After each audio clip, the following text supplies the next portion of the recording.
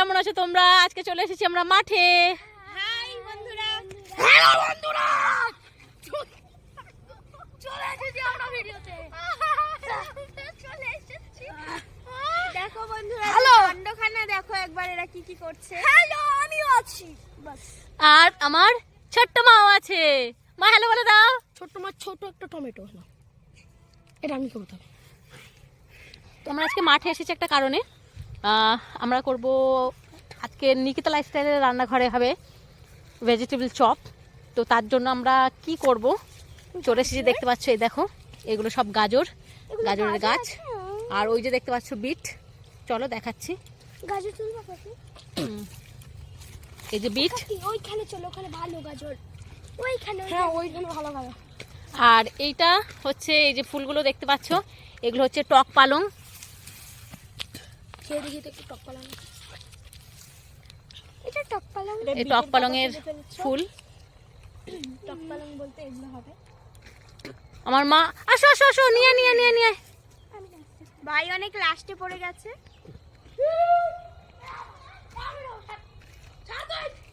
এই যে দেখতে পাচ্ছ গাজর, তোল।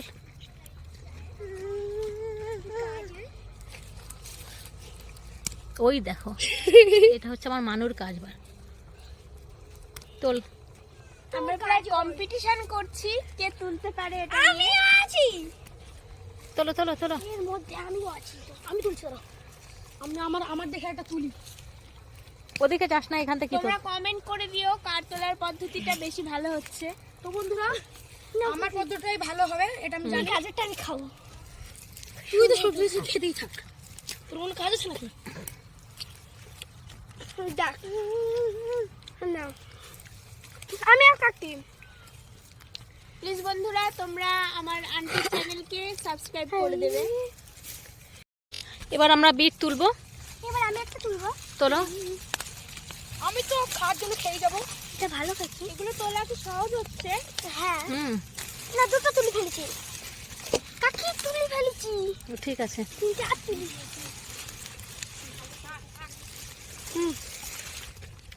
ছোট ছোট তুলিস না। লাগবে না কাকি, চলো। দেখো তোমার ছেলেকে দেখো। মানু, ব্যাস আমাদের যা নেওয়ার আমরা নিয়ে নিয়েছি। বাঁধাকপি। বন্ধুরা, মাঠ থেকে গাজর আর বিট তুলে নিয়ে চলে এসেছি। একদম ছোট ছোট টুকরো করে নিয়েছি। এখানে আছে কাঁচা বাদাম, পাঁচফোড়ন, মৌরি, সাদা জিরে আর হচ্ছে ধনে। এখানে তো ভাজবার জন্য তেল আর নেড়ো গুঁড়ো। এবারে কি করছি, এখানে একটা প্যানের মধ্যে আমি দুটো আলু টুকরো করে নিয়েছি মাঝখান থেকে। এটা আমি বসিয়ে দিচ্ছি গরম করে সিদ্ধ করার জন্য। নেমানো, গ্যাসটা অন করে দে। হ্যাঁ, আলুটা ততক্ষণ সিদ্ধ হোক। আর গাজরগুলো আমি ছোট ছোট করে কুচি করেছি, তার কারণ বিট আর গাজর যে জিনিসটা খাবো ভেজিটেবল চপ, সেটা যদি দাঁতের মধ্যে ঠেকে একটু একটু করে বেশ কামড়াবো ছোট ছোট করে, খুব ভালো লাগে খেতে। সেই জন্যই এগুলো টুকরো টুকরো করে কেটে নিয়েছি, সিদ্ধ করিনি। এটা আমি পাঁচফোড়ন দিয়ে তারপরে ভেজে নেব। আর এইখানে যেটা রাখা আছে ধনে, মৌরি আর সাদা জিরে, ওটা আমি শুকনো তাওয়াতে ভেজে আর গুঁড়িয়ে নেব। বাদামটাও শুকনো ভাবে ভেজে নেব। তো আগে আলুটা সিদ্ধ হয়ে নিক, তারপরে এগুলো ভেজে নেব। আলু সিদ্ধ হয়ে গেছে, এবার আমি নামিয়ে নেব। এবার আমি তাওয়া বসিয়ে নিয়েছি, শুকনো ভাবে এই যে মৌরি, জিরে আর ধনেটা ভেজে নেব। ভাজা হয়ে গেছে, এবার গুঁড়ো করে নেব। এবার ওই তাওয়াতেই বাদামগুলো আমি ভেজে নেব। বাদাম ভাজা হয়ে গেছে, এবার নামিয়ে নেব। এবার আমি কড়াই বসিয়ে নিয়েছি, কড়াইটা গরম হলে আমি তেল দেব। কড়াই গরম হয়ে গেছে, এবার একটু আমি তেল দিলাম। তেলটা গরম হয়ে গেলে পাঁচফোড়নটা দেব। তেল গরম হয়ে গেছে, এবার পাঁচফোড়নটা দিয়ে দিচ্ছি। পাঁচফোড়নটা একটু ভাজা ভাজা হলে আমি বিট আর গাজরটা দিয়ে দেব। পাঁচফোড়ন ভাজা ভাজা হয়ে গেছে, এবার বিট আর গাজরের টুকরোগুলো আমি দিয়ে দিলাম। দিয়ে ভালো করে নাড়াচাড়া করতে থাকবো। এবার এর মধ্যে একটু লবণ,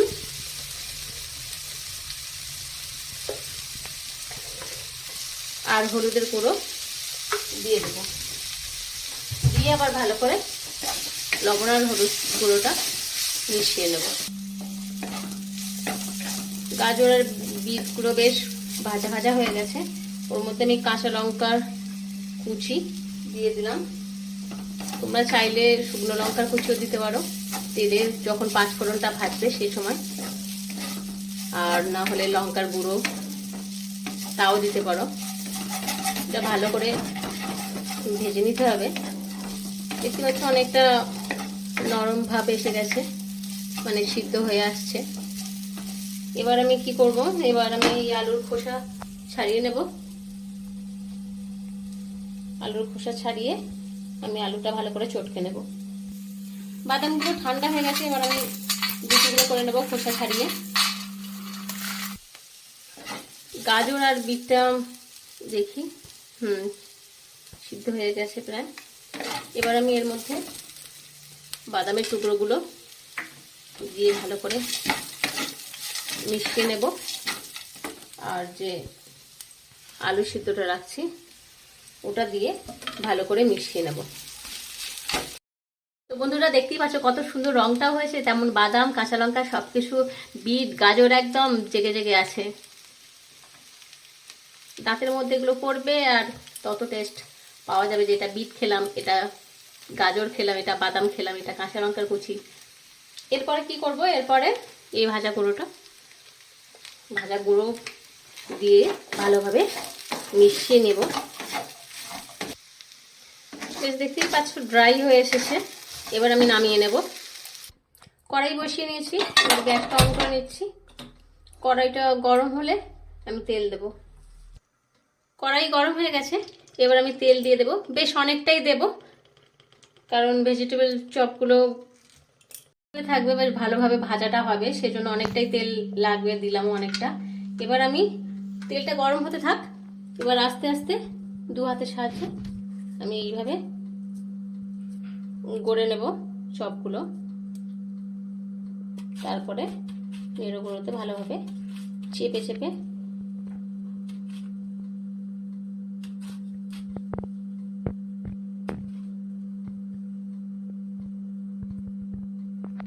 আমার একটা বানানো হয়ে গেল। এরকম ভাবে প্রত্যেকটা আমি বানিয়ে নেব।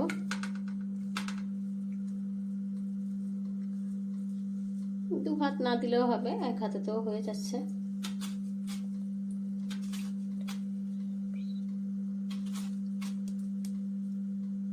আর একটা বানিয়ে নিলাম। তো এইভাবে প্রত্যেকটা আমি বানিয়ে নেব।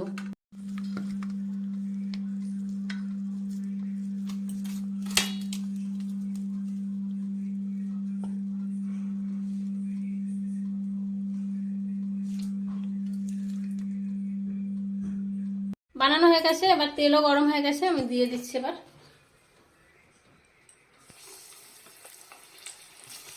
ভালোভাবে ফ্রাই করে নিতে হবে।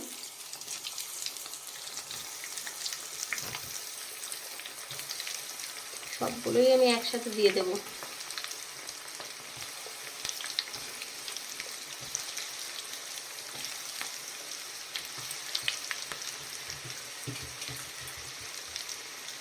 এবার ভেজিটেবল চপগুলো উল্টে পাল্টে নেব, যাতে দুই দিকটাই ভালো করে ফ্রাই হয়।